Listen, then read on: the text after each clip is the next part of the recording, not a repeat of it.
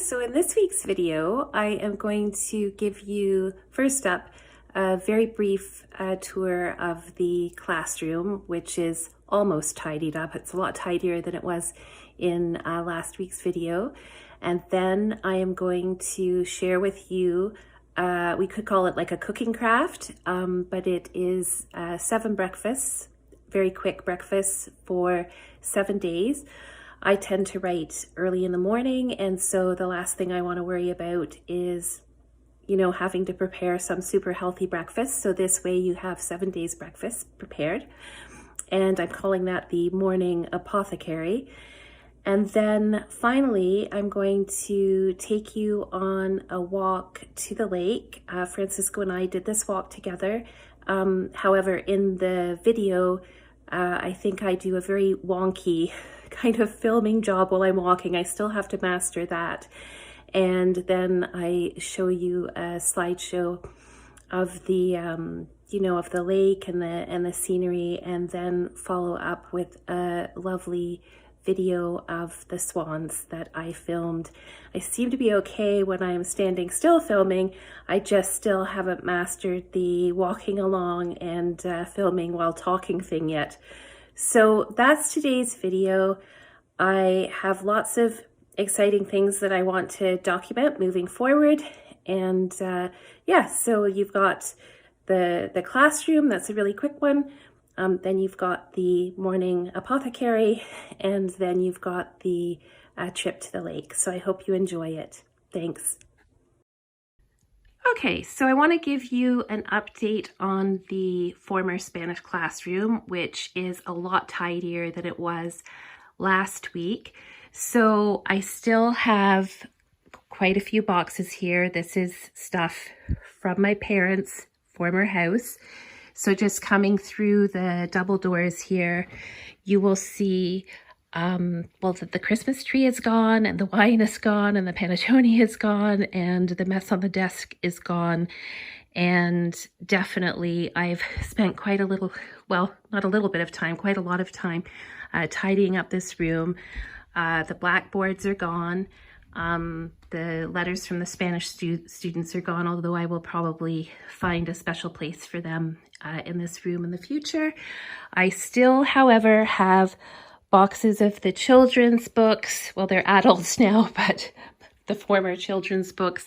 And I still have to deal with my very messy sideboard and hutch, and still going to go through the Spanish books. And as you can see, I still have some boxes to go through of my parents' things, but it is quite a bit tidier than it was last week. And of course the table is cleared finally, and that's a good thing because I'm still working very consistently on, you know, on my projects and on The Girl on Harlow Street. If you are reading The Girl on Harlow Street, you'll probably recognize this scorpion in amber. It's definitely in the story, and it's in the illustrations. And then over here, I actually have my great-great-grandfather's umbrella and walking stick. He lived in Stoke Newington in the 1800s. And yes, so it's a lot cleaner cleaner too, because I dusted, but it's a lot tidier than it was. There's still a very, very long way to go, especially seeing as all the furniture is going to be moved around. But yeah, so there's the update.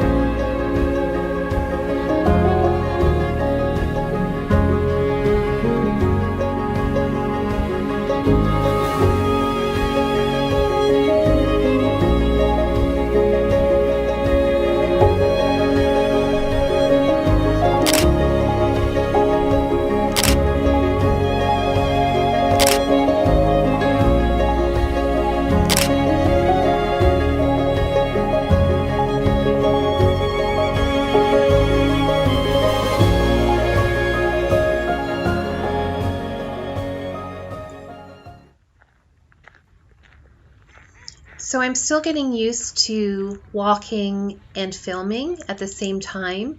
I think that I'm still a little bit shaky, and I'll acquire that skill with time. But as I'm coming up to the top of this very slight hill towards these pine trees, I know that I've been here before, and I've included this view and these trees and these branches in poetry and in photographs that I've shared in the past on LinkedIn and on my YouTube channel.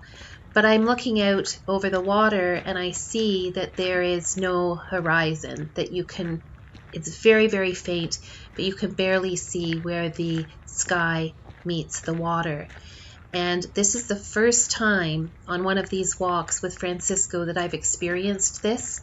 And as I'm looking out over this scene, I think that perhaps I don't even need a horizon, not today, because I'm exactly where I should be. There's no future to look forward to. There's no past to look back at. I simply am in the moment. And so I'm looking out over the water. It's winter. The branches are empty. There's barely movement on the water, but it's just absolutely beautiful. And I know that this will end up in poetry for certain.